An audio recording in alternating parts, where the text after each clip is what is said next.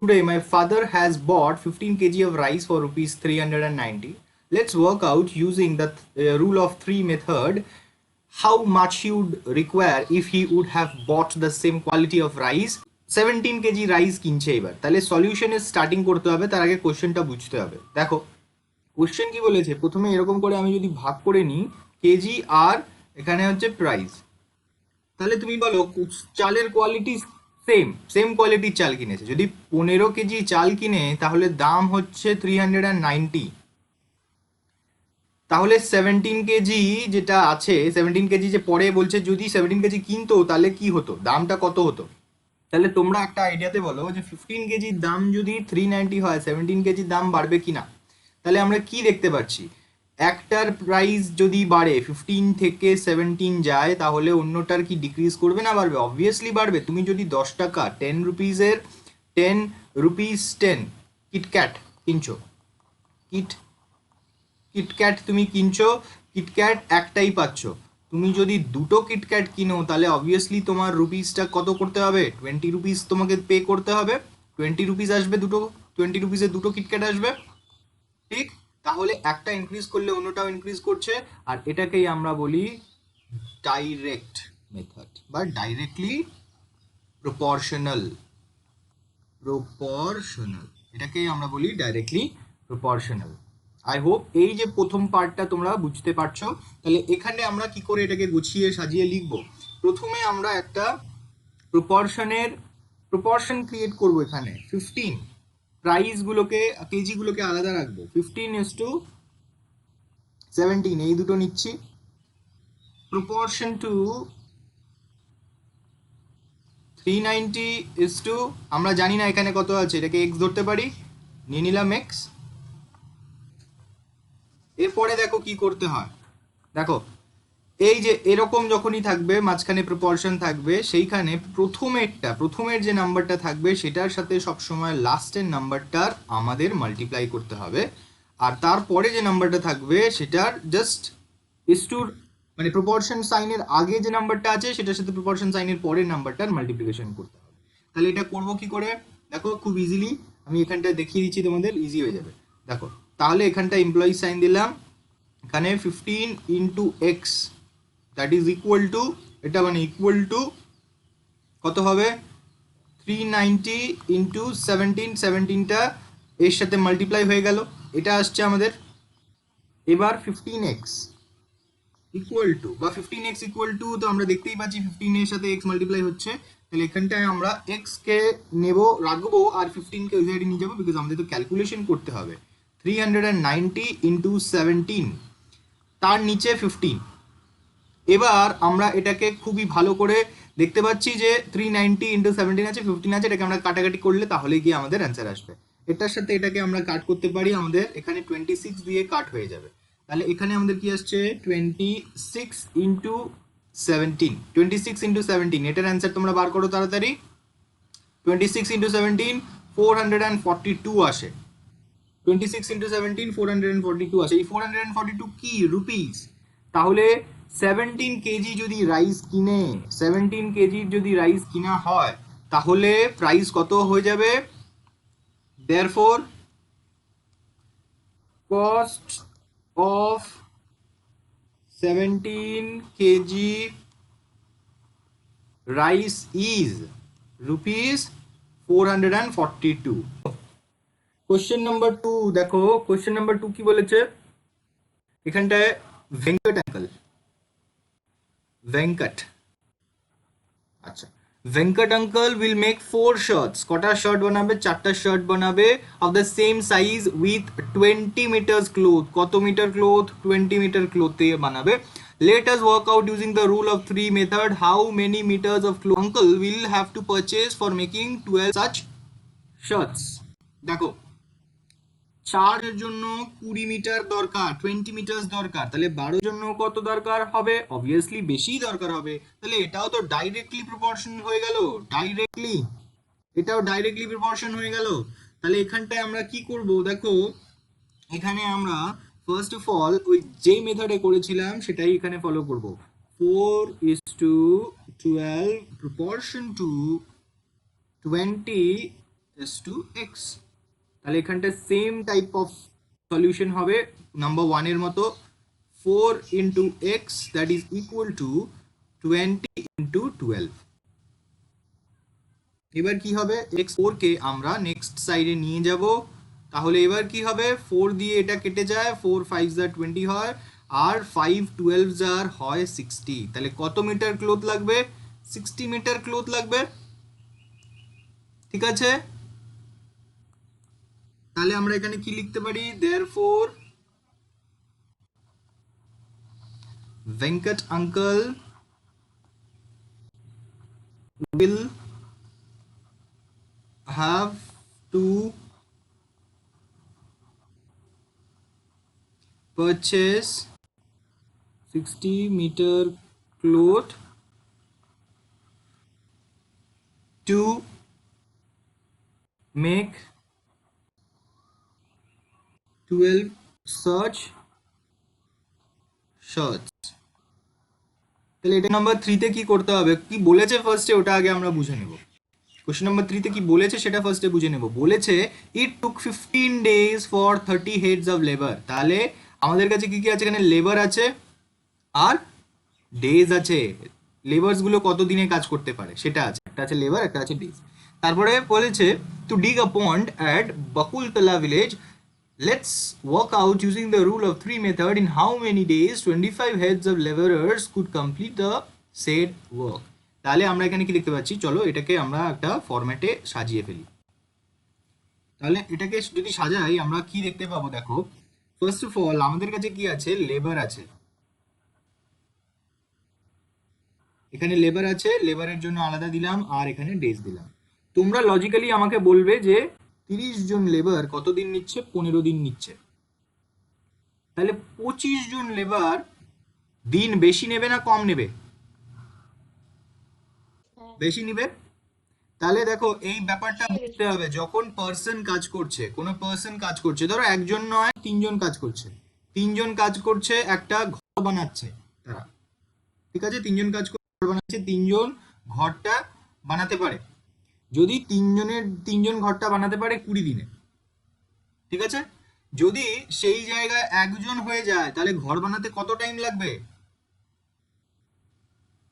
More time নিয়ে নেবে, ওরা নেবে কিনা, মোর টাইম লেগে যাবে। কিন্তু যদি 5 জন হয়ে যায় সেই জায়গায় তাহলে লেস টাইম লাগবে।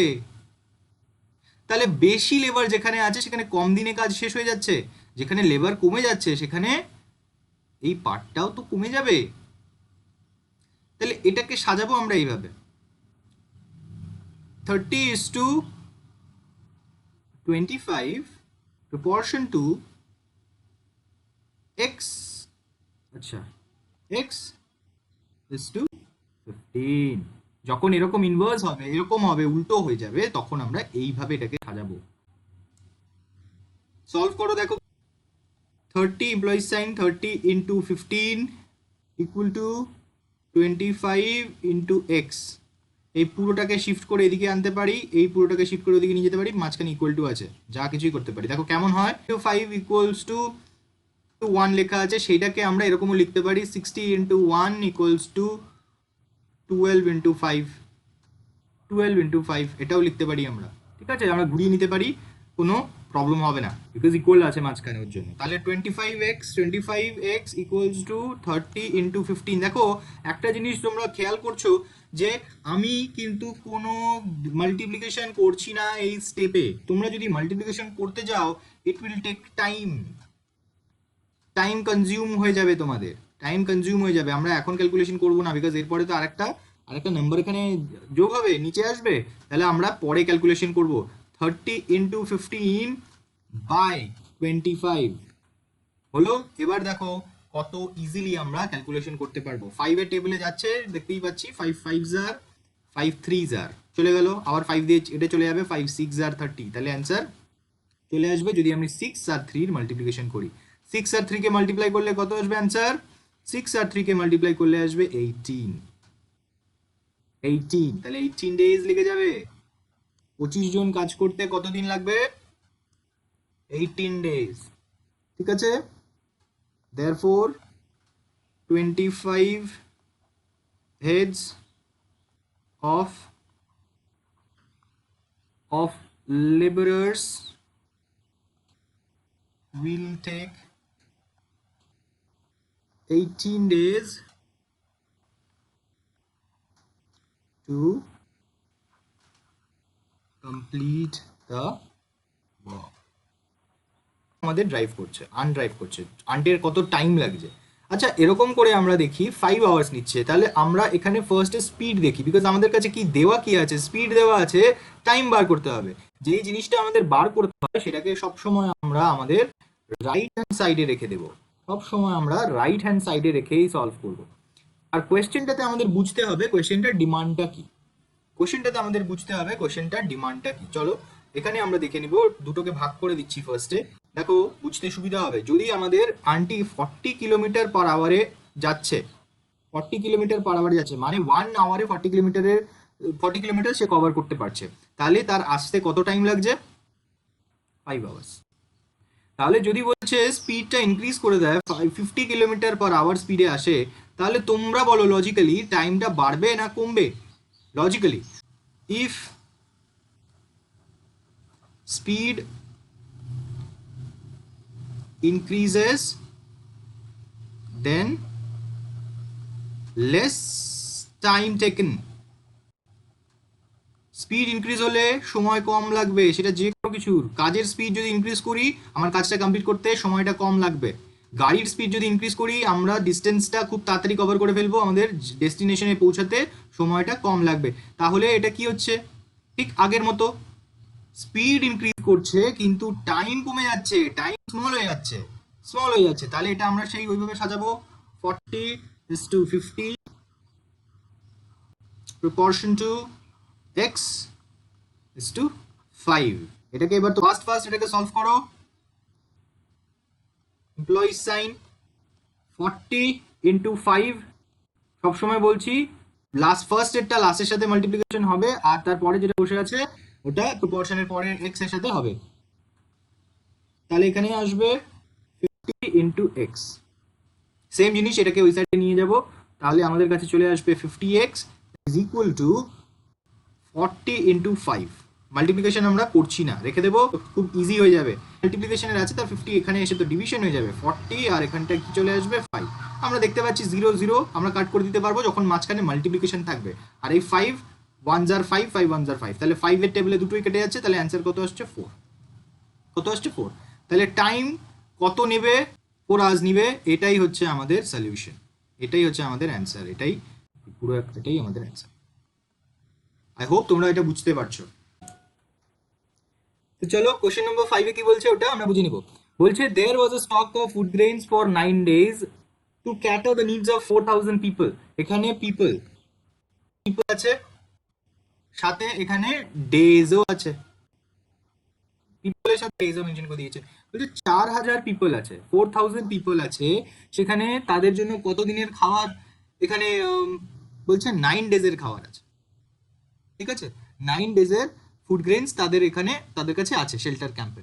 বলছে after 3 days 1000 people left the camp. আচ্ছা তার আগে আমরা দেখে নেব টোটাল কত খাবার আছে, টোটাল কত খাবার আছে। 4000 লোকের 9 দিনের খাবার থাকলে কতটা খাবার আছে?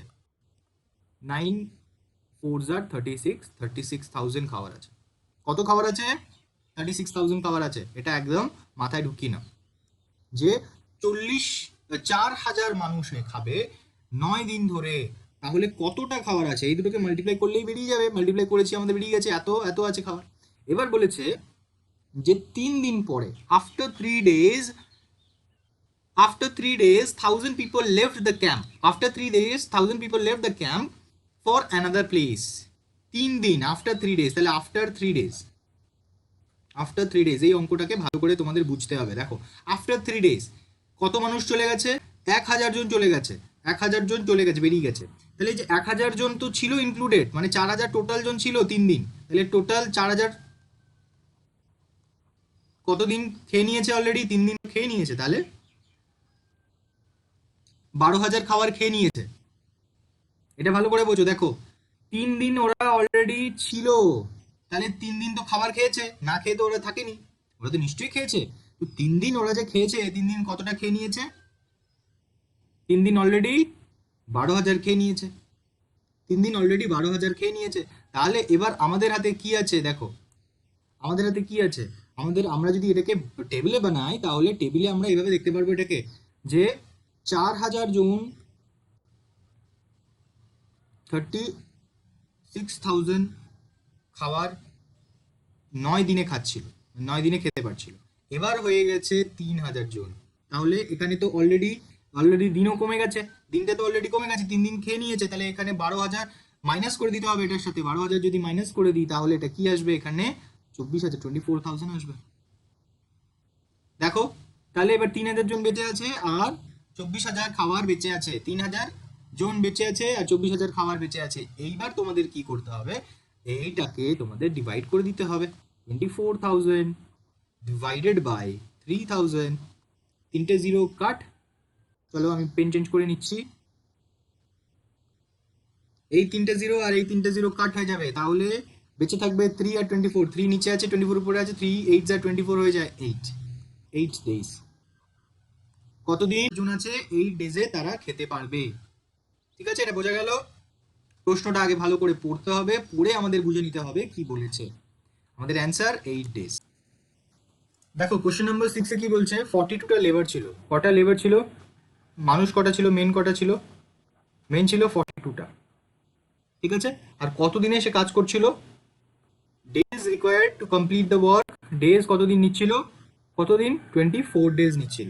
তাহলে এটা ক্লিয়ার হলো যে 42 জন মানুষ 24 ডেজ নিচ্ছিল।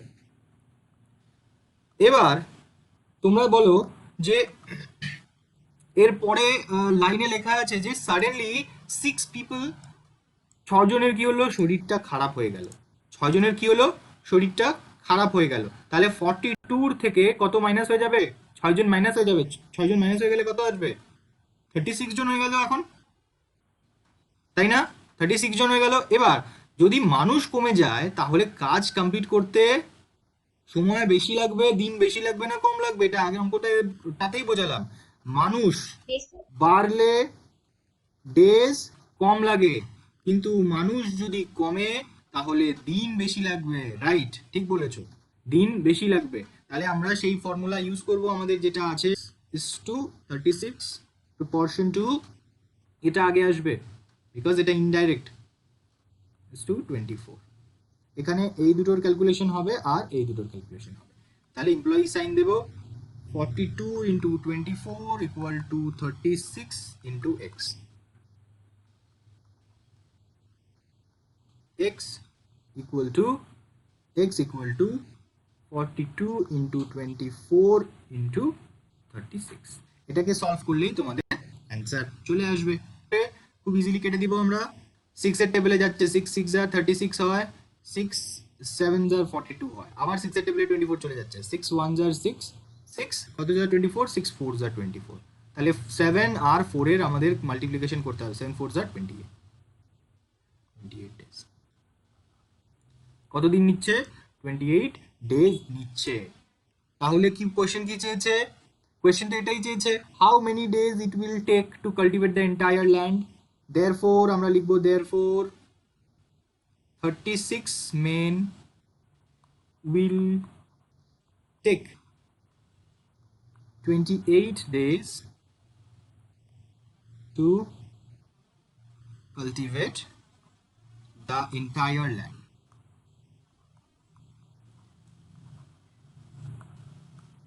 বুঝতে পারলে তোমরা? 7 কি বলছে, it takes 27 days to make 100 spare parts by 16 numbers of machine। তাহলে আমাদের এখানে কি আছে? মেশিন আছে, মেশিন দেওয়া আছে,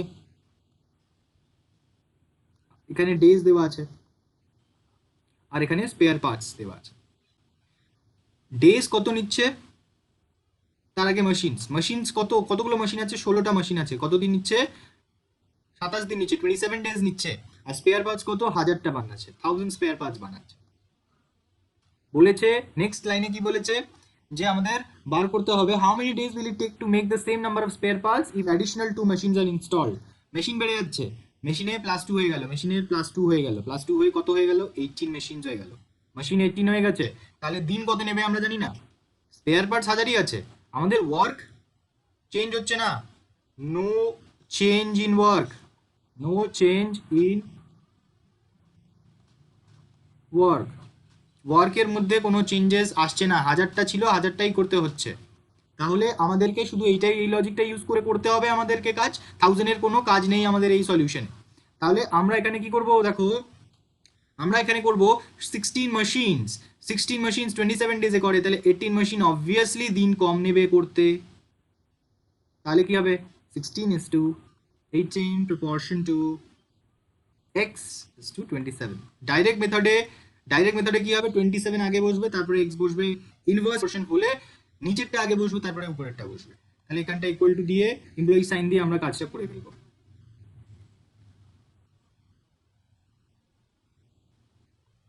চলো কি হবে, 16 into 27 equal to 18 into x.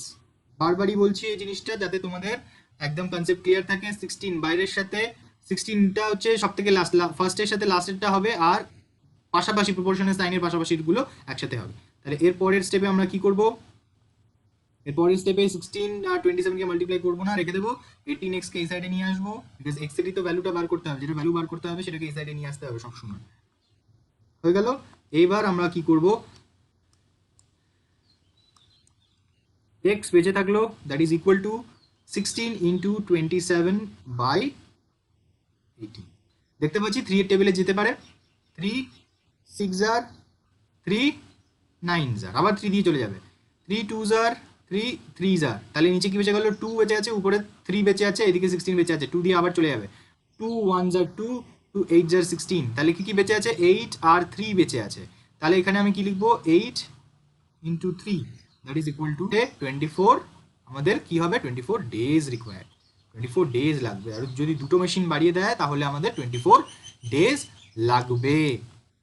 বলো তোমাদের এটা ক্লিয়ার হয়েছে কিনা।